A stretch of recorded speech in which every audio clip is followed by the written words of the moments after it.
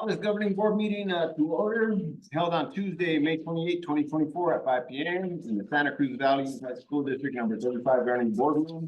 District office 570 Camilo Galindo, Riverview, Arizona. Can you all stand for the pledge? Absolutely. I pledge allegiance to the flag of the United States of America and to the republic for which it stands, one nation, under God, indivisible, with liberty and justice for all. Here we go. Roll call board members, Ms. Lourdes Vasquez. Present. Mrs. Susan Fobian. Present. Mr. Joe Kramer. Here. Mr. Rene Ramirez absent, and Mr. Brad Beach present. Subject B, adoption of agenda. Changes? Just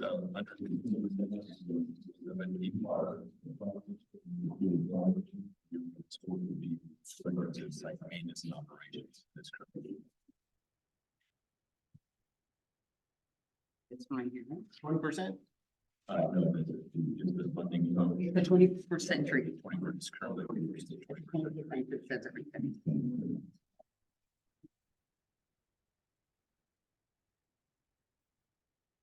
Motion to approve agenda as presented. So moved. Second. Been a motion and a second.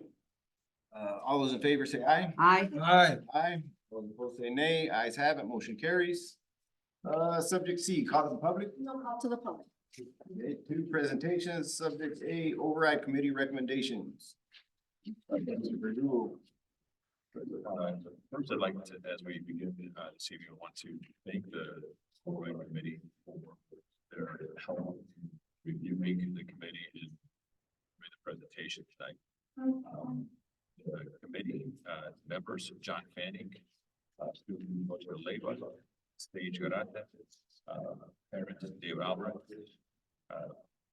member Frank Ariano, Herman Zelaya, Shannon Enciso, Roberto Ibarra, Molly Johnson, Bruce Monroe, Dr. Mary Vanis, Dr. Williams, Francisco Padilla, Jonathan Johnson, and then we had 2 principals, Dago Lopez, and maybe that were participants in the committee. So we're going to thank those.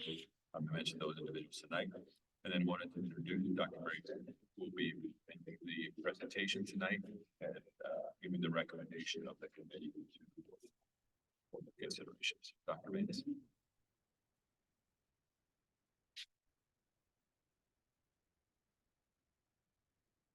Good afternoon, and thank you for the introduction. As you shared, I'm Dr. Mary Vanis, and I am a full-time resident of Tubac. And I'm very pleased to be here. I also want to share for the record, as part of the committee, I'm also currently the president of the Santa Cruz Valley Citizens Council, which serves areas, the community stretching from Amado all the way down to Tumacacori along the Santa Cruz River Valley. And then I'm also active with her as one of the officers for our HOA, and I'm a long-term educator in higher education, especially in community colleges and accreditation issues. And I see my neighbor is here too as well, so it's nice to see you. I'm honored to be asked to be a member of the committee, and I also make this presentation, as he shared, on behalf of the committee. And I know some of the committee members are here, so if you guys would like to stand and be recognized, I know a couple of you are here. I like backup while I'm doing it. Okay, thank you. As I'm sure you are aware, if you could go to the next slide.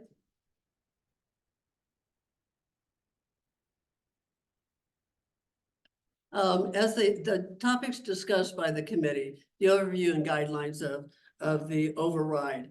I have to say, your staff did an exceptional job, along with your superintendent, of really sharing with us, and I really want to recognize your chief financial officer, Ms. Brown, and I know she's here, and thank you for taking the time. We went through everything from making sure we understood the override, what our options were, and that kind of thing.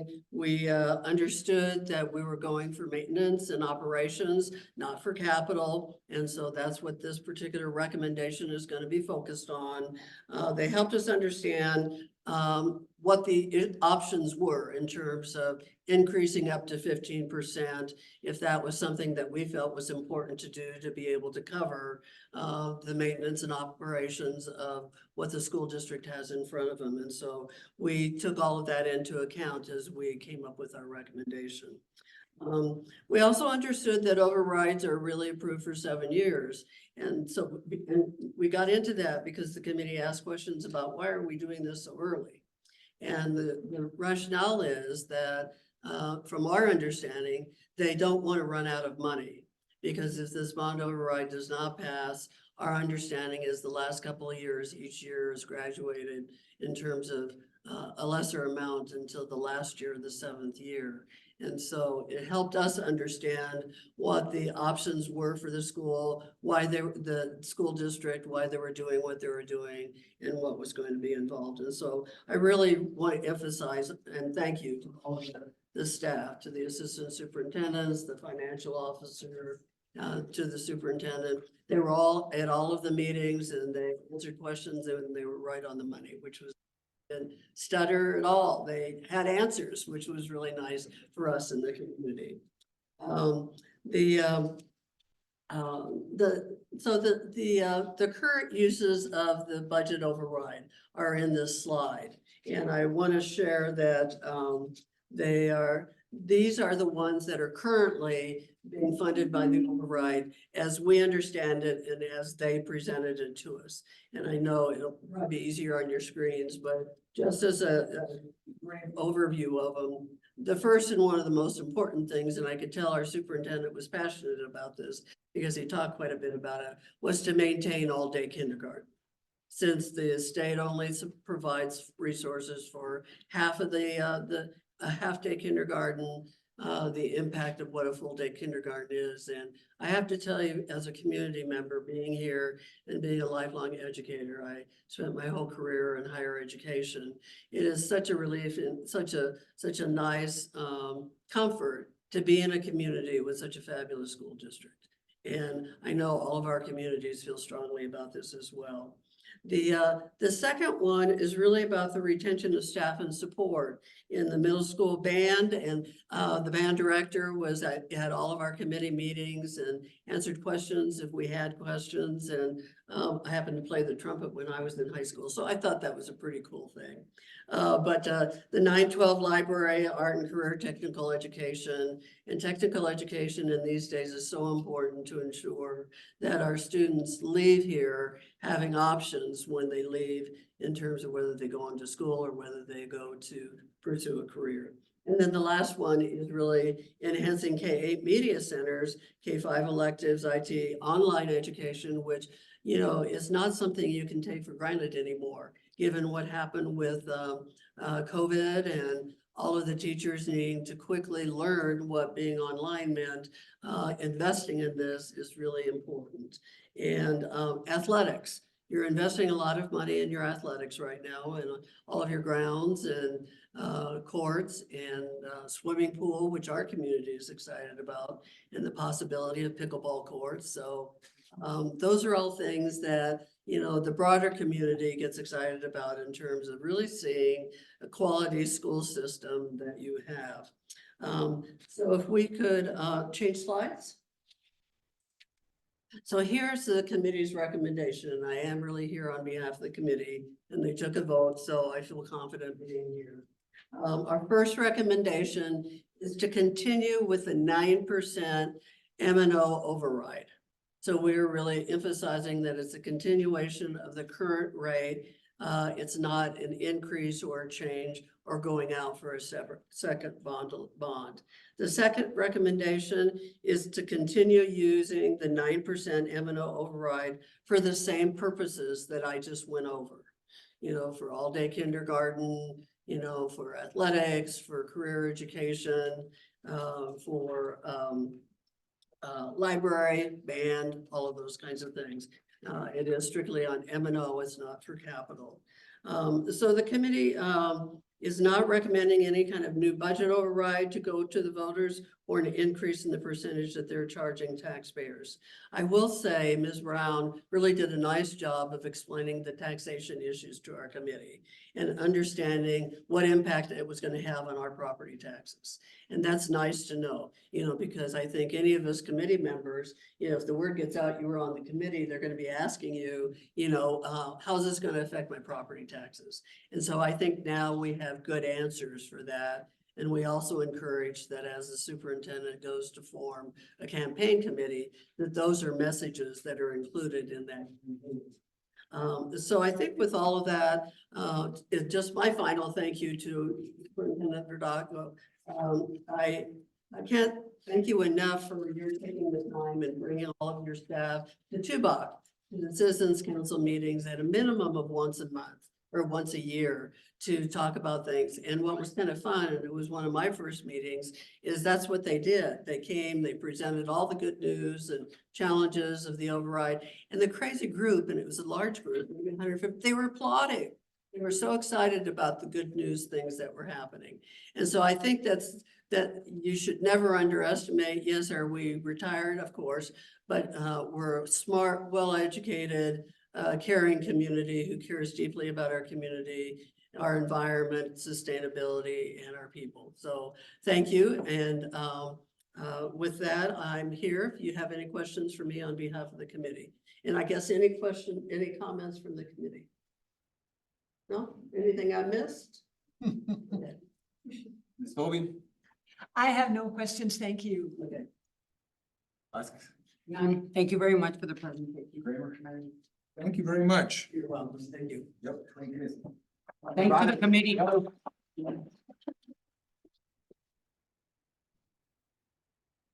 Three, information discussion actions, subject A, override resolution. Thank you. Now that the made the recommendation, we are now determined now resolution to actually call for the election with the 9% override. It's Brown out of any other. So we also have Jim Gill, our override attorney, here this evening to answer your questions as well about the resolution. Ms. Bobby? Do you have any? I have no questions. None. Kramer? I do.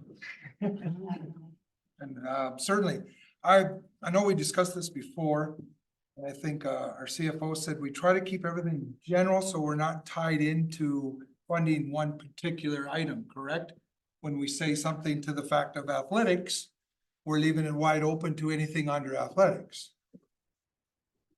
So then our specific wishes of before of like, for instance, I know we eliminated, hopefully continued the participation fee and things to that effect, correct?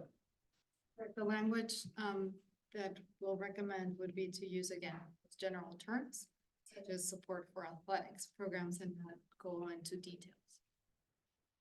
And right, because you brought that up the last time around, I believe, because some other district had tied themselves into specific language and they were found that they weren't following their override parameters. Therefore, so we keep it general, we follow, correct? That's want to ensure that that is taking place. And the fact is that, was it the bond or override last time that we had to come back and do it again next year? Mr. What was that? It was the Override. The override last time? yes, the bond originally passed. And The override got, yeah, so we didn't, it was an off year, whatever, but still. So it was, and we barely got it through last time, if I remember right, correct? It squeaked in about 55%, 52%. yeah, I don't remember. To be honest with you, the results of the election. Right, okay, I just want to bring this out because I stand on this 100%, but I want it to be, positive. And then the second of all is, thank you for bringing that up, and we've talked about this, but we haven't talked about it. And I hope we do it in our language and we make sure that people, especially in Tubac, understand the assessed values of their homes jumped up almost 50%. So their taxes are going up. I already figured out my home is going up $1,000. The assessments were voted to go up. Granted, it's beneficial in things, but certainly the taxes on people's homes are going up in our district. And as long as we make sure we send out the proper information regarding, hey, that increase is not due to us. And I hope we're very specific about that. And Because some people may say that, they're going, what the heck? And if they understand, they look at their bill and say, well, you guys are already getting that 28%, or well, that's fire district, 32% school district. Where's this override going? I think that we need to be clarifying that because we don't want this to obviously be defeated because of lack of that. And to your point, and that's one of the things that we discussed with the committee, is just really trying to make sure we educate the public about the tax rates, because our tax rates have gone down. But your assessed value has gone up, so in our community, so that means that they are paying more in taxes, even though our tax rate has gone down. And so that's one of the things that we want to make sure that we educate. And then the other additional item that we cannot put into the voter pamphlet, but we'll make sure we when we do discussions about the override, is that we are using that dead cash or that we have on hand to pay the half of the override down. And so that's the other thing that we want to make sure we educate the public is our previous override, we were paying fully, but then we also know that that cash is dwindling. So we want to make sure that we can utilize it for the life of the override. And so that's one of the things that we'll also will educate based on taxes, because we do cover half of the override, and we'll be able to do that in the life of this as well. And then the last thing I will say about that we also are recommending the committee why we go now, as Dr. Bannon said early, is because it's in a general election. And because the cost, and so we're, again, every penny counts, and we try to make sure that we're strategic with every amount of money that we get. And so during a general election, it costs us about half or a quarter of what it costs to run on an off year. So because during the general election, we only pay a portion of, because there are other elections happening. And so if we do it during an off year, we wait a year, then we have to, then it costs probably double for what we would have to pay as a district to run the election. 20,000 more, 30,000. 30,000. Yes. Generally, that's about what it cost us the last time. Is under the election. So I just wanted to also share that with the board. Right. So yeah, again, thank you, Mr. Verdugo, for expanding upon that, because it certainly, I think it's important. It's the public relations that we continue trying to get, and certainly from our committee, thank you very much, because it is important. Because we don't want to squeak by, and certainly Tubac and Rio Rico, but Tubac has certainly been a big supporter of this education, our efforts in that too, so. Just, yeah, I just did, hopefully it will just go through, and we know the people in Rio Rico, not so much Tubac, but the people south of here and east of us, they get the information as well. And certainly it's important that they understand that we did not do the assessment increase. With that, thank you, Mr. President. Thank you, Mr. Kramer. Is a motion? Yes. Okay, motion to consider, discuss, amend, if desired, and if deemed advisable, adopt a resolution ordering and calling a special budget override election to be held in and for the district, and declaring the deadline for submitting arguments for and against the election to the Santa Cruz County School Superintendent as August 9th, 2024 at 5 p.m. So moved. Second. A motion and a second. Any further discussion? All those in favor say aye. Aye. Aye. All those opposed say nay. Ayes have it, motion carries.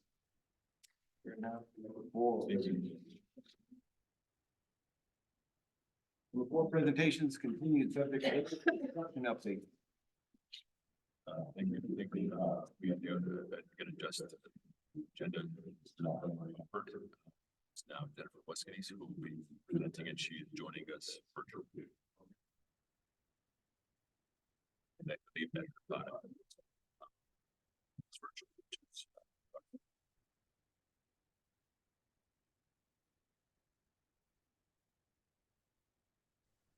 Good evening, Mr. Verdugo, President Beach. Can you all hear me okay? Yes, thank you. Okay, great. The volume on your microphone, Mr. Verdugo, was low, so I was guessing that it was my turn. Thank you for allowing me to present virtually this evening. I will be giving the monthly construction update for the Santa Cruz Valley Unified School District projects. Assisting me tonight will be Edgar Parra from Breckenridge. So I will go ahead and get started with the SFOB project that we currently have underway, and then turn it over to Edgar for the report on the pool facility. So as you know, we are working on the SFOB CTE Fieldhouse project. This slide depicts the floor plan. Can go to the next slide. This slide gives you a reminder of where the building is. Next slide. And then we will go through just a series of photographs as to the current progress of the construction. The exterior walls are fully topped off, and the contractor is working on the stucco coat on the exterior. So you can see how that's all going. That's the scratch coat there.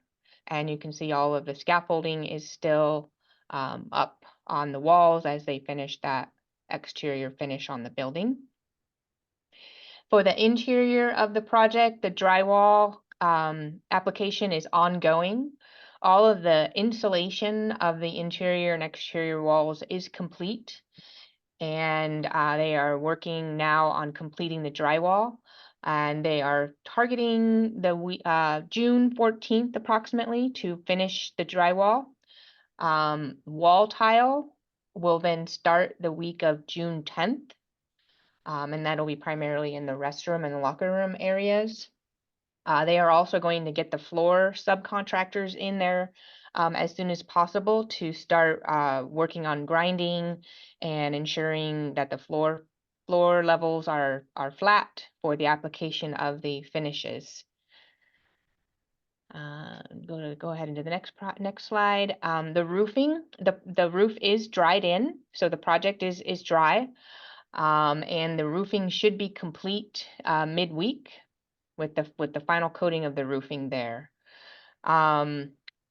The exterior doors and windows, they're tracking potentially to start showing up the end of this week or the beginning of next.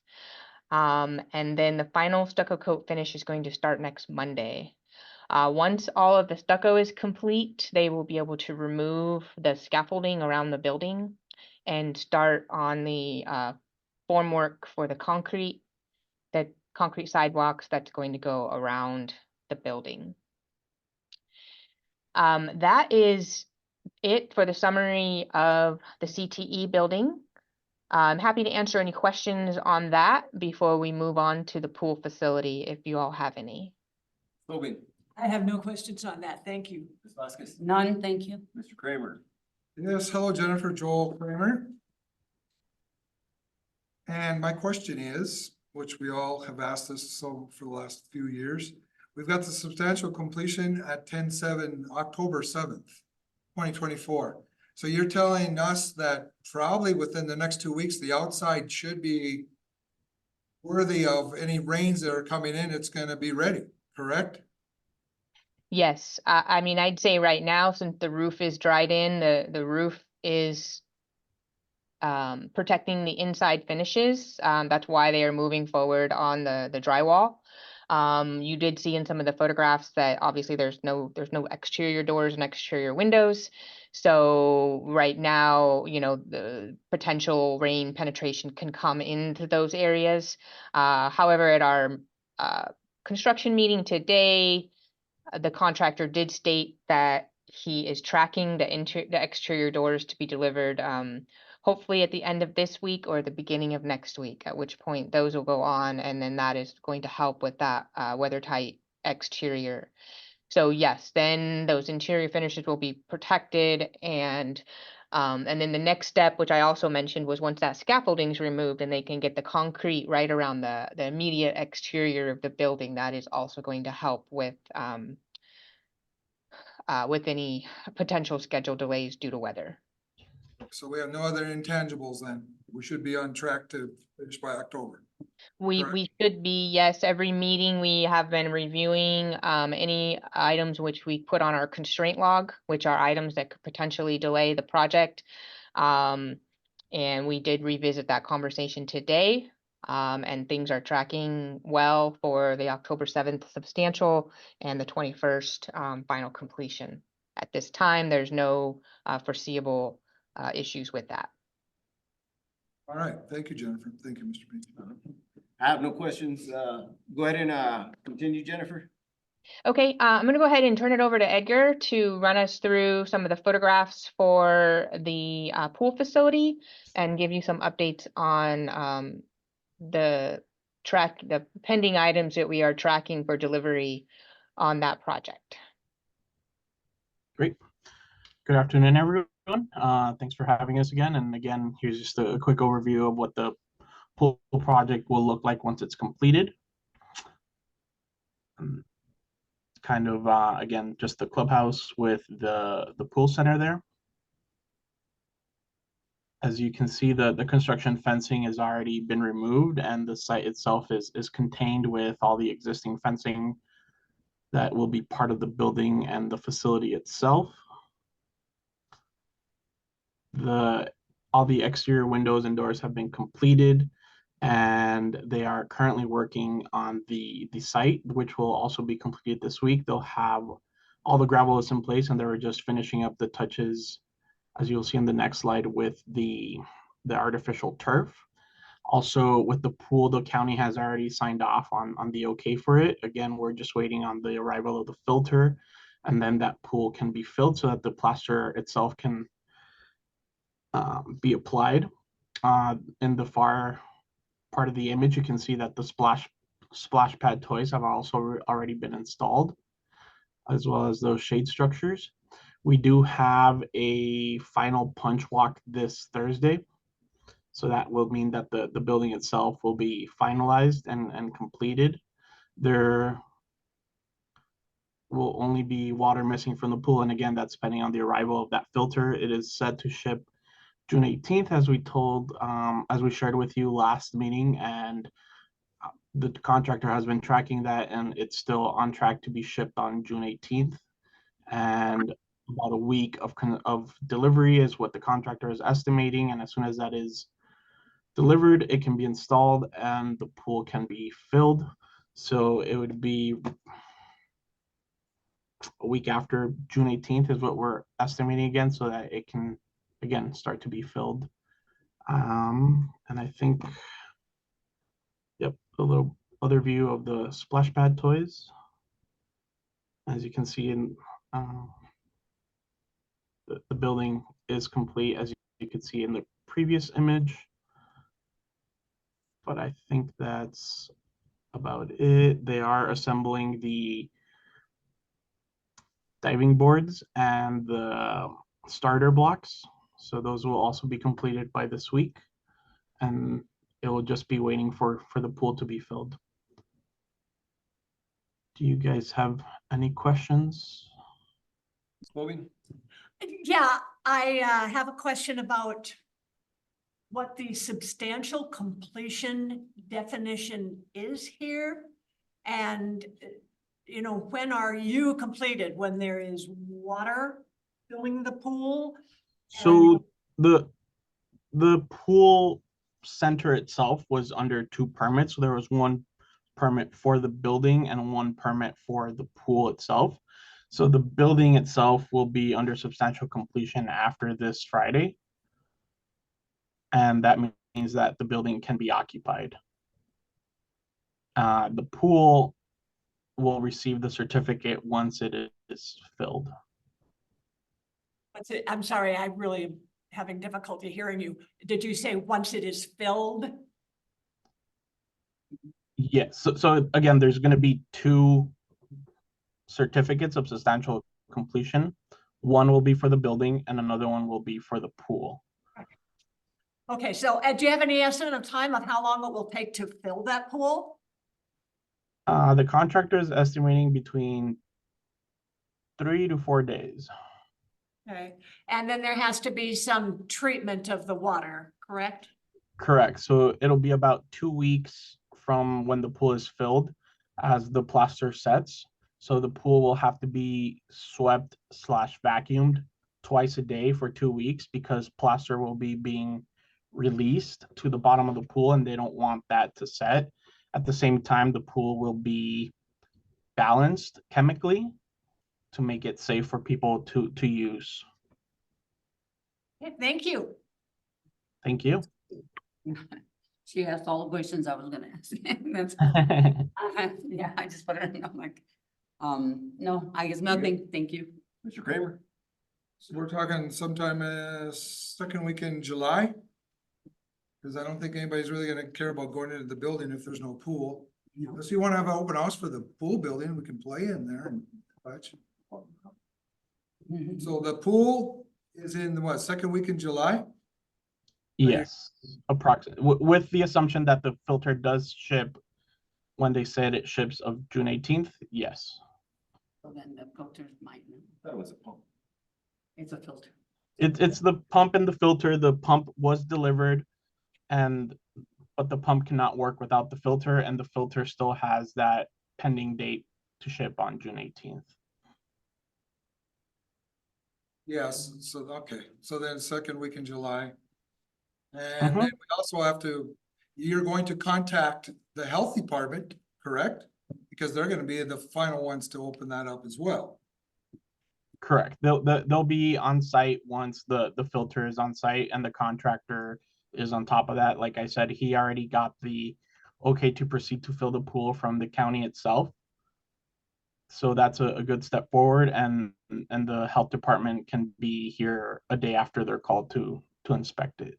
Right, I mean, but to sign off on it, they're gonna say, okay, your pool is ready to go. The kids can jump in, that's what I'm saying. And you're going to do that, correct?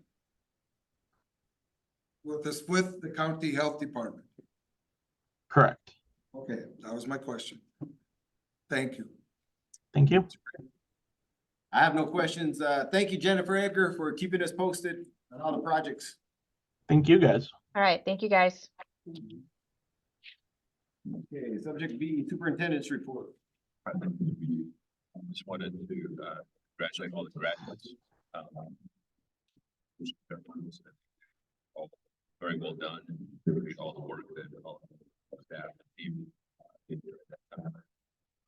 Great to see our graduation, especially at the field.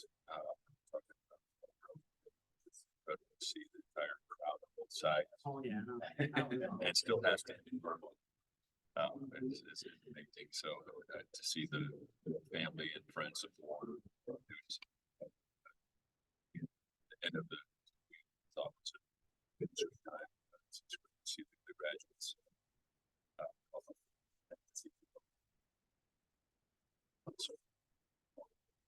Teachers and staff. They did.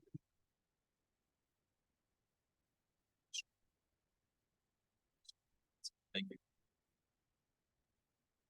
The governing board's member report. Chloe? Thank you. Yeah, it was a great end of year. I know that all the sites did wonderful things and the high school graduation was lovely. With all the newness, everything still worked out. I'm sure all the graduates will remember that night for a very long time. So congratulations, job well done, everybody. And now just work on other things. Thank you. Ms. Vasquez. Yeah, same thing. I just wanted to, congratulate all of the principals, like, for transitions. They were all done so well, it was amazing. It was so, and also the people that worked in the background, I think, but they should be, commended as well because everything was so, it ran so smooth, all of them, everything was like, on point and everything was, it looked beautiful. It looked really, really nice. I mean, and so congratulations to all of the people that help. And I know that has a lot to do with the guys from the maintenance and the parents and the whatever, okay? But, I thought that thing with the kids that they did, I know that they said that they weren't supposed to do it, but that pop-up at the end of the graduation. I thought that was amazing. I thought that was like great. I wasn't expecting anything because they didn't do it, in the middle schools, but I remember that there were certain times they would throw tortillas and stuff like that, and that was also like fun. But that thing, they were like all in sync and they were there, boom, it was amazing. Also, the buses always get me, always. It's kind of like a tradition that we have and that and I think we're probably the only school here around here that does that, but the buses, once they start leaving, it's kind of like, it really cuts you. It's really, really neat. I love that part, okay? I also wanted to thank all of the principals for your principals reports. I love to see those. I love to see all of the pictures of the students and all the nice things that you guys are doing and just wrapping everything up. So, congratulations to all of you guys. Really neat.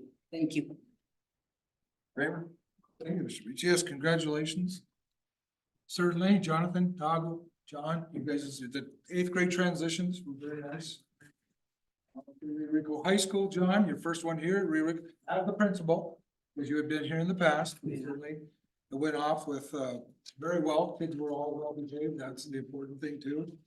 It certainly was nice. Hour and a half. Certainly was a very good graduations. Mr. Beach and Lourdes, certainly, thank you for your speeches and sitting up there on the transitions and the graduation. It was very good. It was all real nice and it was certainly a pinnacle of all your hard work. Like you said, Lourdes, certainly the classified staff and everyone else behind the scenes, they really helped. It was great to see everybody there. It was a good graduation. So hopefully we continued success on that.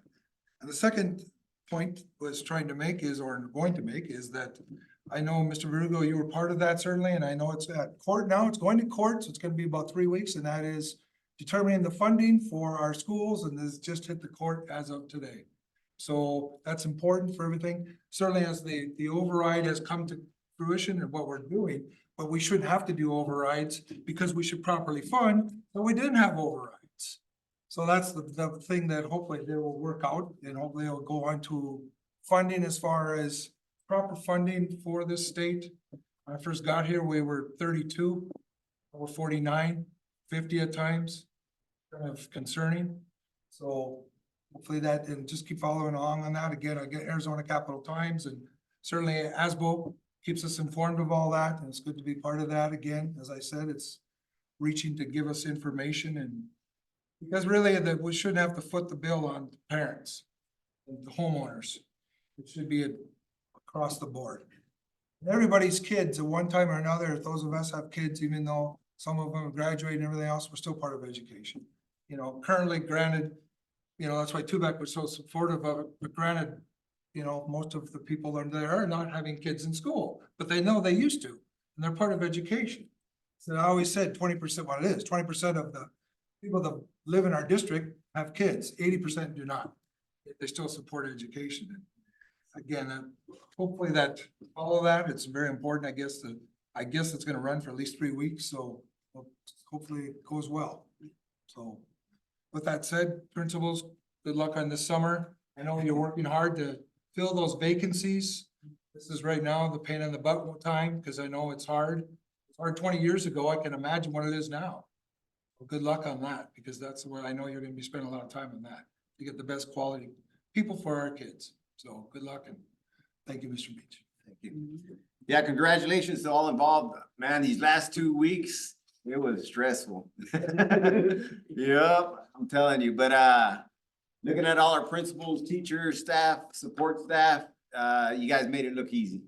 I know how stressful of a situation to put on the transitions, the graduations, the buses, everything. So congratulations to you all. You guys did an outstanding job, and we do it for the kids. So that's the main thing. And I'd hate to be the person that picks up all that graffiti off that fake grass. It's hopefully we have a vacuum cleaner or something. Yep.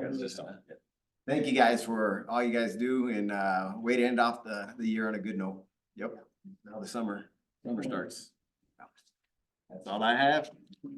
Moving on to 5, information discussion action continued. Subject A, Santa Cruz Valley Unified School District policies. These are policies that we on again, my report on June 11th. They said discussing the policies at that time, as well as the student handbooks, and we'll be getting those to the board before that as well, so you can view the handbooks and maybe sort of ask questions.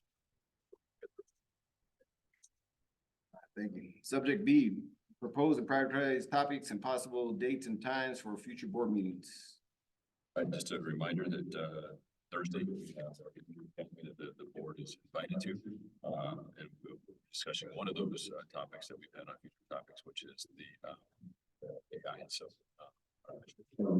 we do have that for the state. That's on that. So,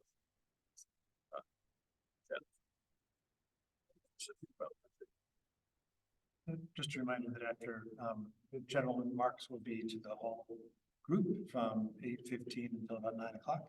And then at 9:15, there's this breakout session with the presenter and the governing board specifically. And we've had here, just with our leadership team, I think the board will be very interested to see the tools that they're able to use, as well as, you know, some of the different, laws, things that they were discussing, of how to use AI within the and beyond. I wanted to have a whole day spent with that. Actually, Phoebe, you got anything to add? I have nothing to add. Vasquez? No, I'm good, thank you. Favorites? I have nothing to add, but I have questions. Since you're a presenter, I can ask questions to you. Board members, because that's open meeting law. How long does it go till noon for us? Is that what it was, or later? The academy itself, for all the teachers and such, goes till 2. Yeah, I mean, I'm trying to figure out, I'm trying to decipher, I mean, the general session, and then they're gonna break out with us as board. 15 to 9:45. The board's portion should be done by 10 a.m. And then, then you can stay and go to different sessions with other school sites if you choose to, because you can participate in that. everything's at Cotamundi? We can have our laptops there, We will have your laptops. probably be hands-on. Definitely. So we'll make sure Nancy's taking those laptops. Asking, because I didn't want to bring my own, but that, I think it was. Okay. Yeah, I just wanted to see how that is. All right. Very good, thank you. Okay, I have nothing. Consent agenda, subject A. Approval of consent agenda. Any matter on the consent agenda will be released from the consent agenda and discussed as a regular agenda item upon the request of any board members. Does anybody have anything to remove? Ms. Vasquez, please? No. Okay, none, I'm good. Let's see.